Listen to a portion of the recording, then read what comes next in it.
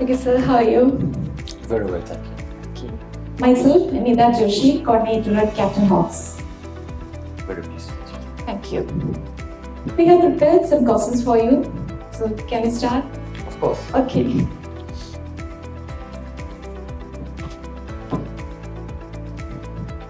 With nearly 40% of Malta's workforce and 90% of its nursing staff being from India since 2012, how do you perceive these changes? And what impact have they had on the organization's culture and operations? So, like you mentioned, since 2012, Malta has started to employ people from India in various roles, starting from nurses and going on to other care staff and support staff. I think it was a very wise decision at the time. It was the only way in which Malta could continue to grow in the way that it has done. At the time, Malta had less than 600 staff, and today we count over 1,400, and it is mainly due to the availability and the willingness of people to come to Malta from other countries, especially India, like you pointed out, and come and work with us, that we could continue to grow and provide the service that we do today.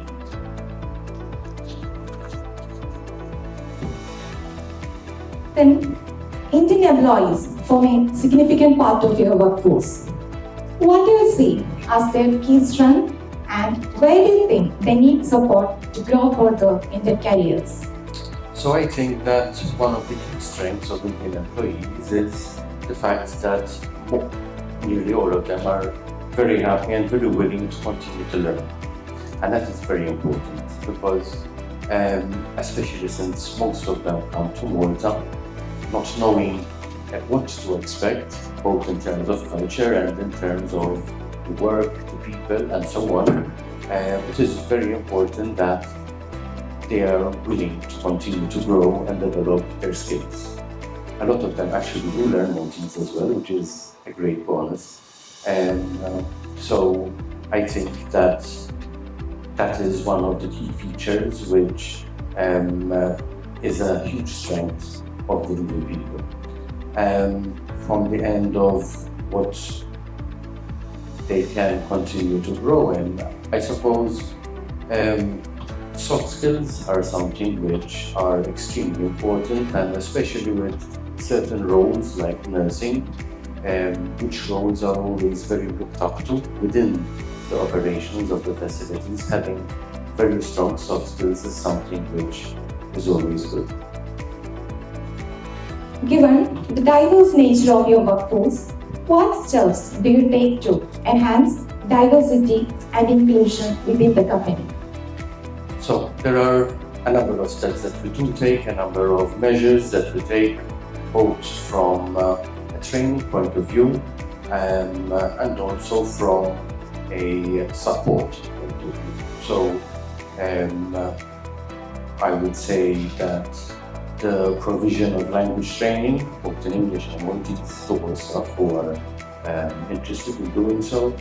I could point to various well-being initiatives we take as a group, not only as Malta, to support our employees in their transition and in their life in Malta, and very similar. Onboarding international employees can be challenging. How do you ensure a seamless experience for new hires transitioning into their roles? So onboarding is one of the most important aspects from an HR perspective. In fact, every couple of years we review our onboarding experience and the way we onboard our employees to ensure that it is as much as up to date as possible. And in fact, in a month's time we will be launching a new set of videos with a number of corporate leaders within the group, which will also be providing support in the onboarding of our new employees. The aim of the onboarding is to help them understand the breadth of the company as well as that of the group within which they belong, and to help them settle as soon as possible and as smoothly as possible. What initiatives do you implement to promote professional development and growth opportunities for team members?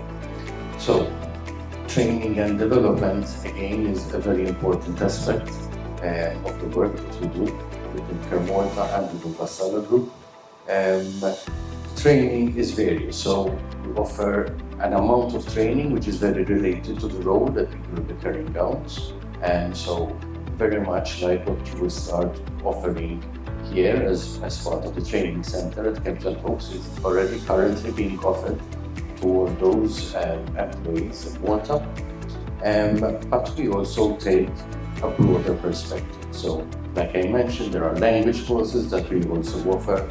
There are also courses related to soft skills.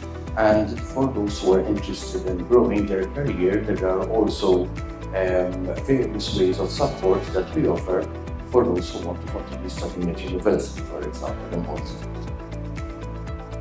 What has been your experience in developing and implementing training programs to meet the evolving needs of employees and the organization?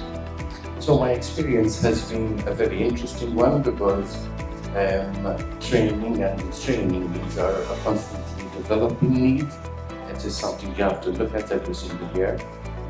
Each role has its own needs and its own